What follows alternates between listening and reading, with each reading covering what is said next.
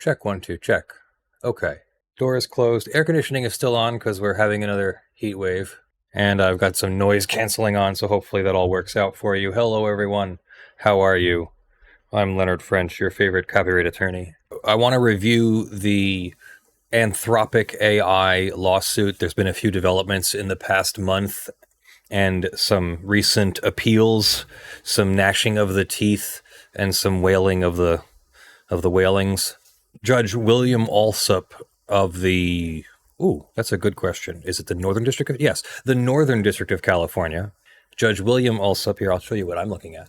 Judge William Alsup of the Northern District of California has issued an order on fair use of the material that Anthropic AI acquired from the internet, from the world, and has issued an order on class certification. And then Anthropic AI has appealed. So I thought we would take a look at these things because they're kind of remarkable. The first one will be fair use, and then we'll look at the class certification. The big story here is something around 7 million books have been certified for the class action.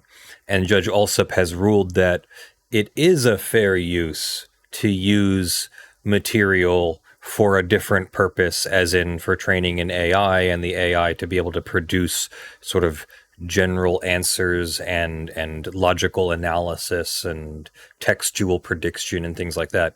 That's a different purpose than what these books were written for. I mean, rebuttable presumption aside, but I'm going to guess the vast majority of the 7 million books were written to be books and not written to train AI. So it is a transformative purpose, but it's not a fair use to acquire the material illegally. So how they acquired the material, the copyrighted books to train the system, the LLM, that's going to be a big deal. Let's dive into it. So again, this is Judge William Alsup from the Northern District of California. Later on, we're going to hear from, no, not hear from, but later on, we're going to hear an appeal to the Ninth Circuit Court of Appeals, which is a different court, a higher court.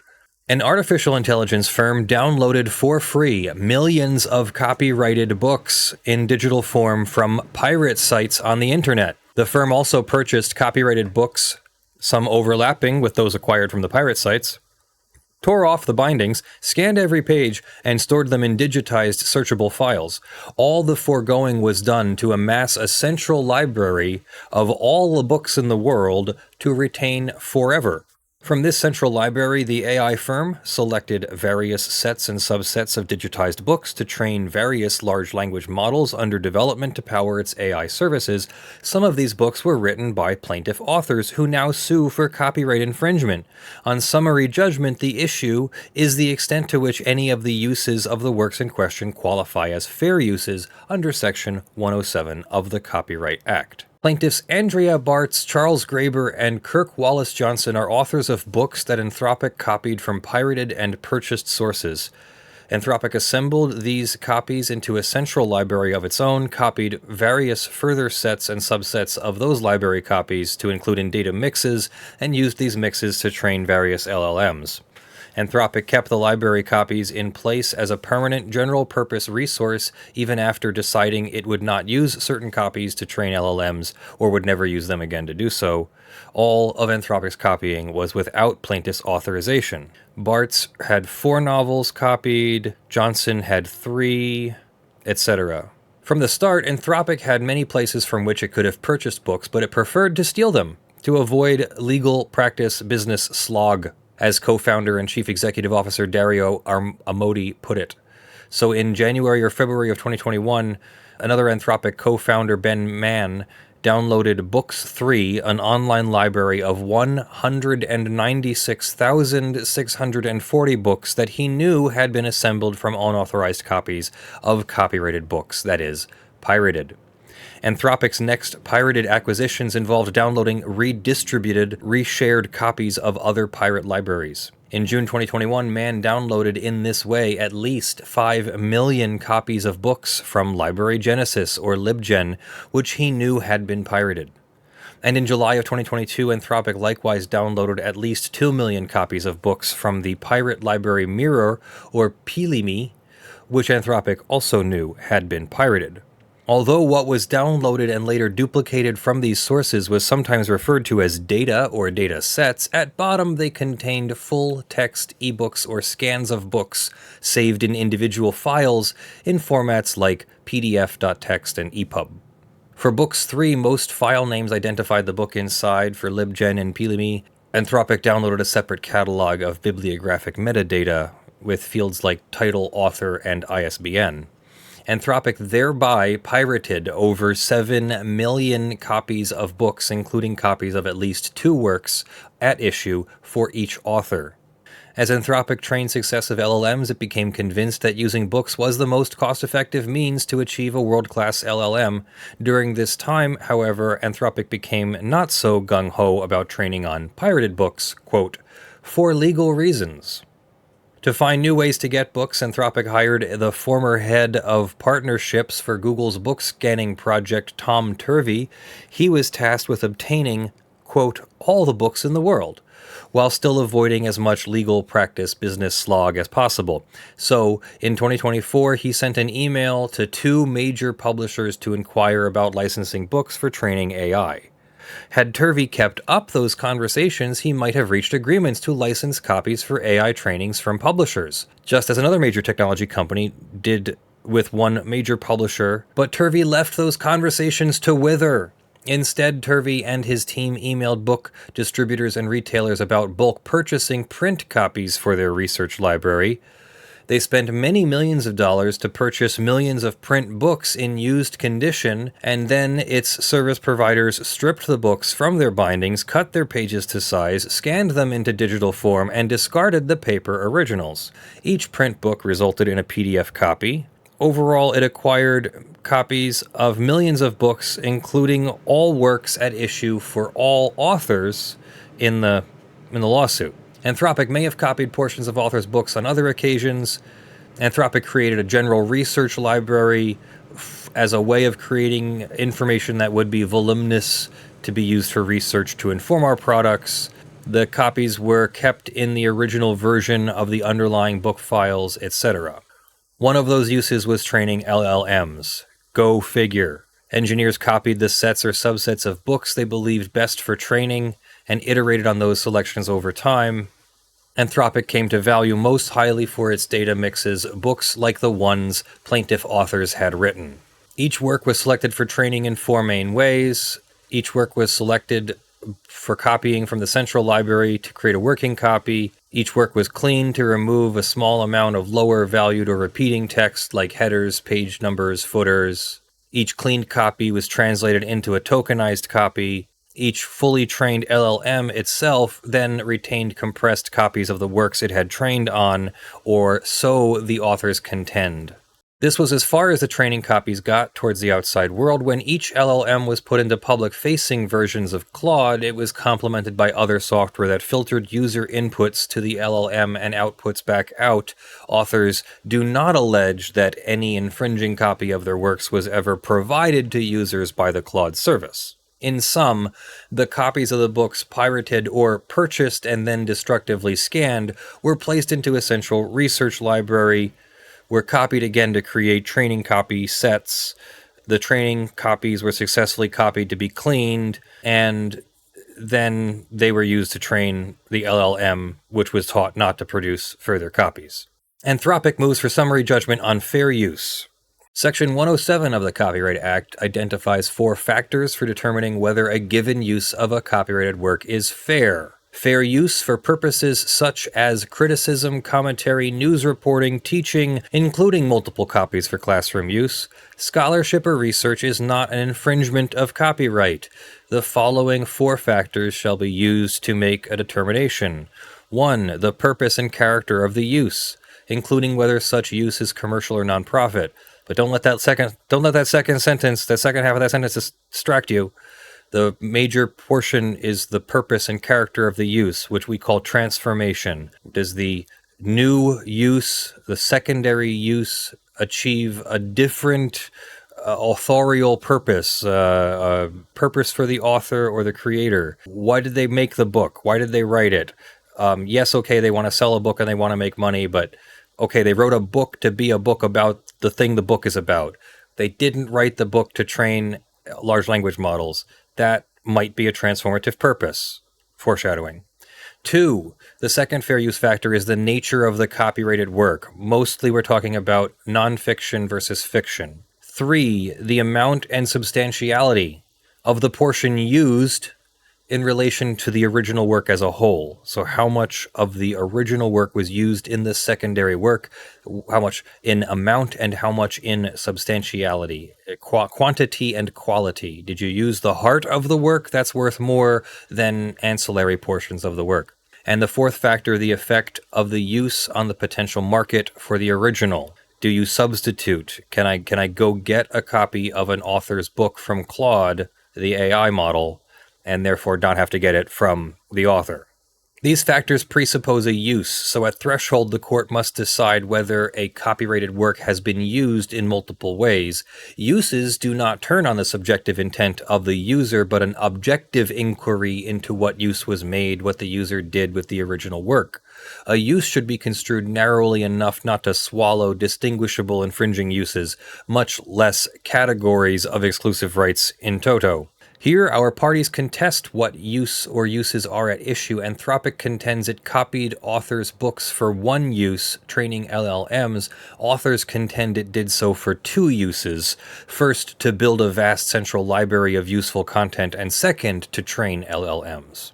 On to the first factor. All agree that one use at issue was training LLMs to receive text inputs and return text outputs. More specifically, Anthropic used copies of authors' copyrighted works to iteratively map statistical relationships between every text fragment and every sequence of text fragments so that a completed LLM could receive new text inputs and return new text outputs, as if it were a human reading prompts and writing responses. Authors further argue, and this order takes it for granted, that such training entailed memorizing works by compressing copies of those works into the LLM. Regardless, the purpose or character of using works to train LLMs was transformative, spectacularly so. To repeat and be clear, authors do not allege that any LLM output provided to users infringed upon authors' works. Our record shows the opposite. Users interacted only with the Claude service, which placed additional software between the user and the LLM to ensure no infringing output ever reached the users. This was akin to the limits Google imposed on snippets of books for the Google Books project. If the outputs seen by users had been infringing, authors would have a different case.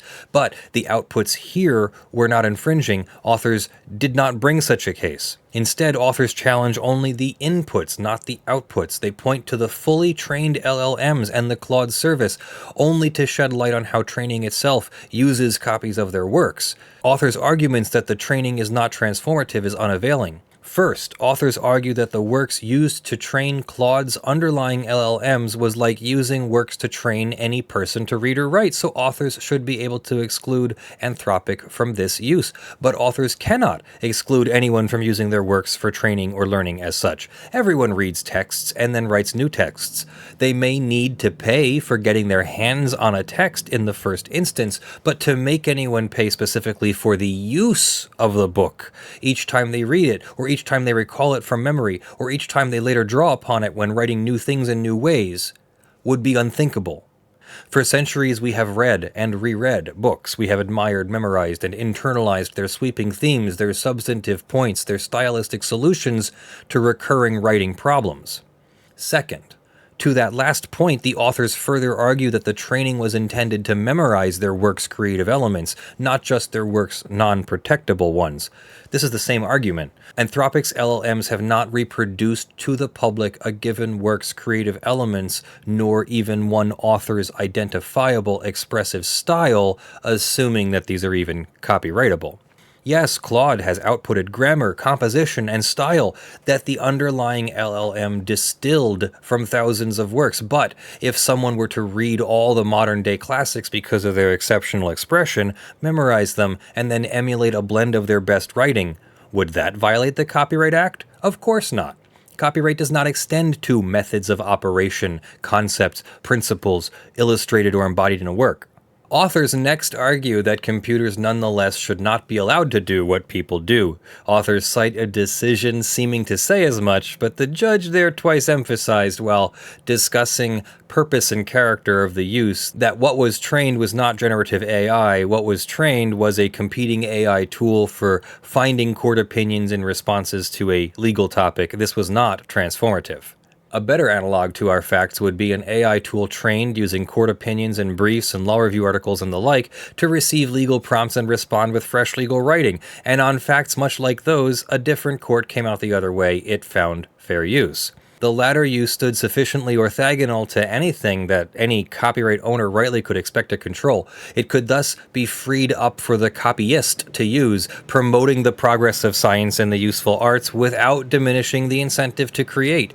In short, the purpose and character of using copyrighted works to train LLMs to generate new text was quintessentially transformative. Like any reader aspiring to be a writer, the LLMs trained upon works not to race ahead to replicate or supplant them, but to turn a hard corner and create something different. If this training process reasonably required making copies within the LLM or otherwise, those copies were engaged in a transformative use. The first factor favors fair use for the training copies. And for the sake of our story here, I'm going to skip ahead. The judge finds fair use. Generally speaking, if you find a transformative fair use in the first factor, the others will matter but won't override that finding, and you'll usually find a fair use. So the judge does find a fair use based upon that transformation. What the judge does not find is that the acquisition of the books was a fair use. Actually, let me see if I can find that section. Before buying books for its central library, Anthropic downloaded over 7 million pirated copies of books, paid nothing, and kept those pirated copies in its library even after deciding it would not use them to train its AI at all or ever again. Authors argue Anthropic should have paid for those pirated library copies. This order agrees. The basic problem here was well stated by Anthropic at oral argument. You can't just bless yourself by saying I have a research purpose and therefore go and take any textbook you want. That would destroy the academic publishing market if that were the case. Of course, the person who purchases the textbook owes no further accounting for keeping the copy, but the person who copies the textbook from a pirate site has infringed already. Full stop. This order further rejects Anthropic's assumption that the use of the copies for a central library can be excused as fair use merely because some will eventually be used to train LLMs. That's a big freaking deal. The judge has said that if they had done it properly, all of this was above board and would have been a transformative fair use and not copyright infringement. But because they obtained the original copies, the first round of copies, or first couple round of copies, from BitTorrent or from pirate sites, wherever they got them from, wasn't legal, that's not part of the fair use. The copying of the books that they purchased was a fair use. The copying of the books that they pirated by pirating them, that was not a fair use. That's not transformative. And that's the issue of today's story. 7 million books times copyright statutory damages is a lot of money. We'll get to that closer to the end. This order doubts that any accused infringer could ever meet its burden of explaining why downloading source copies from pirate sites that it could have purchased or otherwise accessed lawfully was itself reasonably necessary for a subsequent fair use. There is no decision holding or requiring that pirating a book that could have been bought at a bookstore was reasonably necessary to write a book review, conduct research on the facts, or create an LLM. Such piracy of otherwise available copies is inherently irredeemably infringing, even if the pirated copies are immediately used for the transformative use and then immediately discarded. But this order need not decide this case on that rule. Anthropic did not use these copies only for training its LLM. It retained pirated copies even after deciding it would not use them. They were acquired and retained as a central library. Building a central library of works to be available for any number of further uses was itself the use for which Anthropic acquired those copies. The judge is going with the author's description of it, that it was 2 copyright infringements. It was There were two uses. It was one to build the central library and then two to train the LLMs. So interesting here, not just the one use, but two uses, and that other use was not transformative and was not a fair use. But not every book Anthropic pirated was used to train LLMs. Every pirated library copy was retained. Pirating copies to build a research library without paying for it and to retain copies should they prove useful for one thing or another was its own use and not a transformative one. Anthropic's briefing contains other reasons why it believes its pirated library copies are irrelevant to the fair use analysis. It accepts in this posture that it acted in bad faith, but argues that its bad faith in pirating copies cannot somehow short-circuit the fair use analysis. But its bad faith was not the basis for this decision. Each use of a work must be analyzed objectively. The objective analysis here shows that initial copies were pirated to create a central general-purpose library as a substitute for paid copies to do the same thing. There you go, there's that fourth factor. Second, Anthropic argues that its goal was to put the copies eventually to a highly transformative use, but now Anthropic seeks to take the shortcut it just said it cannot take. The Supreme Court tasks us with looking past the subjective intent of the user to the objective use made of each copy. Anthropic's actual use of these pirated copies was to create its central library of texts that, like any university or corporate library, stored the work's well-organized facts, analyses, and expressive examples for various contingent uses, one of them being training. Nor do the decisions on intermediate copying require anything less than the analysis applied here. Anthropic argues that our Court of Appeals in Sega v. Accolade looked only at the ultimate use and not the series of atomized facts of infringement distinct from the overall purpose. To the contrary, the appeals court did examine the initial, intermediate, and ultimate copies used by the copyist. The court explained that the copyist initially purchased commercially available copies of game cartridges and then made further copies necessarily and solely in order to discover the functional requirements for compatibility. Similarly, in Sony versus Connectics, our appeals court applied the same law to similarly focused conduct. Another copyist allegedly had purchased an authorized copy and then made further copies solely and necessarily to reverse engineer compatibility requirements. Finally, Anthropic argues that even if the initial copies served a different use than the intermediate copies, it was not such a use for which Anthropic necessarily would have needed to pay authors for a copy. In theory, argues Anthropic, it could have done as Google did in Google Books, finding an existing reference library willing to loan its copies for free as source copies. Or it could have done as Anthropic did later, go buy used copies without paying at all. Anthropic did not do those things, and instead stole the works for its central library by downloading them from pirated libraries. So yes, that's the distinction that makes the difference. How you acquired the original copies for your research makes a big difference to whether your research will be a fair use. You want to acquire them legally. You might be able to break encryption. Don't take it from me. You get your own legal advice. But definitely not going and finding pirated copies and participating in the piracy system like BitTorrent or some other program or something in order to, that's the word I'm looking for, not coordinate, curate. That you would curate various mini libraries that you would feed to your LLMs to make larger language models. Mini language model, large language model. There you go. Anyway, so then the judge rules on the class certification, citing to the 200,000 unauthorized pirated books from the Books 3 library. So now the court is going to analyze the potential class action, the certification of the class, and how many people or parties or items are going to be in it.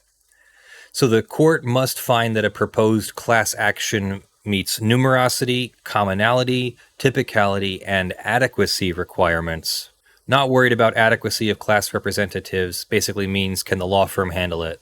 A court must find the question of law or fact common to the class members predominates over questions affecting individual members. We identify which questions are central to plaintiff's claims. This is a classic case for certification. Anthropic downloaded millions of book files. This can and should be proven on a class-wide basis. A list of works stolen in this downloading can be constructed using methods set forth in the statement above. Instead of millions of separate lawsuits with millions of juries, we will have a single proceeding before a single jury, Napster style. There's no question Anthropic torrented 5 million files from LibGen. Anthropic contends that infringement cannot be shown with class-wide evidence because without individualized investigation, no one will be sure what it copied. Sure. Plaintiffs point specifically to a LibGen-provided book catalog. Anthropic's co-founder waited for the LibGen source books to torrent. He separately downloaded and started exploring the source book catalog purporting to describe those books. Each row represented a book and each column a different type of metadata. If the same book file passed through an MD5 hash function, the very same hash function would result as that listed in the LibGen. Yeah, we know how hashes work. This evidence could be offered to a jury to support the contention that Anthropic adopted and relied upon this list of the books it copied and therefore admitted the list of books it copied. Okay, so they're saying you actually do have a list of books you copied. Anthropic's own expert stated in his declaration that a list of errors found in LibGen over the span of several years has lengthened by about one post for every 400 books, suggesting an error rate of 0.25%. That should be fine. Plaintiff's burden is to produce a per-work list in the form of a CD with a table, so plaintiffs have the burden of proof still. Anthropic objects. It submits a sworn declaration of one employee who swears that Anthropic did not create this metadata, and Anthropic has never relied on this metadata. The jury will hear that testimony, says the judge. Anthropic argues, second, that it sometimes infringed de minimis, as in a minimal infringement. But the judge sees no evidence of that whatsoever. Anthropic's experts still failed to provide a single example of a purportedly partial book in the LibGen-sourced books acquired by Anthropic. Anthropic submits that sometimes the pirate librarian's extractions got botched, so it got no book at all. He points to 10 examples in 5 million. This is a solvable problem, says the judge. This will not overwhelm the trial. Finally, Anthropic argues that some metadata is mismatched, such that instead of pirating one book wholesale, it pirated another. Yeah, that's fine. You could bring that up at trial. Defend yourself at trial. You pirated 7 million books, you got to be prepared to defend yourself from 7 million pirated books. Accusations. They're going to use a hashing method. They downloaded another 2 million books via Peelime, via BitTorrent again, and then the 200,000 from Books 3. And we know it's not a fair use, so the class gets certified. There is no serious prospect that these claims can be addressed through individual actions, as in individual lawsuits. A denial of a motion to certify would amount to a concession that copyright owners' credible allegations of infringement will go unchecked by the courts, so long as a copyist allegedly violates the Copyright Act, not just a little, but a whole lot.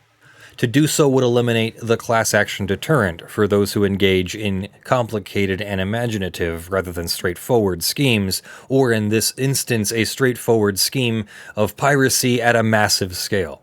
It cannot be true that as the scope of the copyright grows, so does the impunity.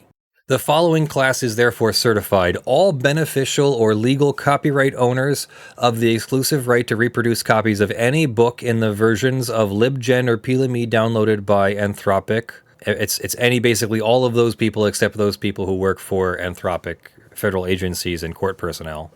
And that means over 7 million books are certified as actionable by Judge William Alsup of the Northern District of California. So yeah, I'm going to stop there. It's already long enough. But what we'll do in another video is cover the appeal by Anthropic and the Electronic Frontier Foundation, who don't believe that this class certification is proper. It's a little weird to be on the other side of the EFF because I disagree. Pirating 7 million books by BitTorrent, that's not legal. There's no fair use purpose in pirating 7 million books, especially when the company had the ability to acquire real books, either in a small part or a large part or a different... Come on, these are business people. They can come up with ways to do business.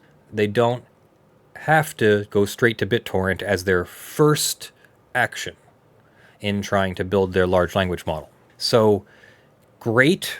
They built a large language model. It's a successful large language model. They're competing in the marketplace. Great. They now have to pay for it. They should have paid for it the whole time, but now they really have to pay for it because they're caught pirating the books. Tech companies. I mean, it's move fast and break things, and they don't think about how the law will catch up to them or could catch up to them.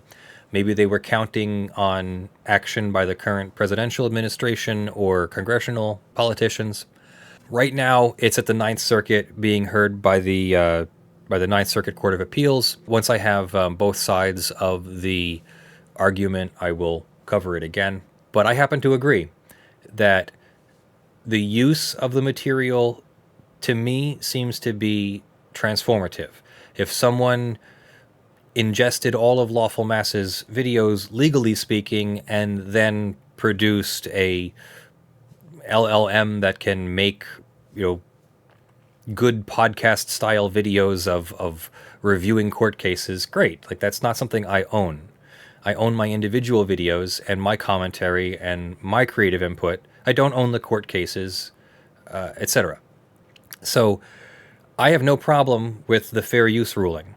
I have a problem with Anthropic or any of these LLM research companies using BitTorrent, which shares as it downloads, so you're participating in the piracy. The copying itself is enough for copyright infringement. It doesn't have to be redistributed, but then redistributing it makes it easier to catch, makes it easier to prove, and makes it a worse offense. So because it's copying and redistributing when you're doing BitTorrent, you now have 7 million books. Damages are per title. Statutory damages start at $750 per title. And I represent people. Who are accused of BitTorrent downloading, and I can tell you the $750 number is for the lightest infringement where you download for personal use and maybe don't redistribute it for very long or try not to redistribute it at all. Most of the time, the arguments are whether it's $750 or maybe there should be a 2 or 3 times multiplier to $2,250 for willfulness. Those are the minimums. So now this was used to create a commercial application. It's used by a wealthy company with large market capitalization who could have afforded to do it correctly and needs to be deterred from future misbehavior. You're going to see a number greater than $2,250 per title. If I just type in what I think is an unrealistic minimum, my unrealistic minimum of $2,250 per title, times 7 million, that's a 7 with 6 zeros behind it, that's a lot of money. 1, 2, 3, 4, 5, 6, 7 zeros, that's $15 billion.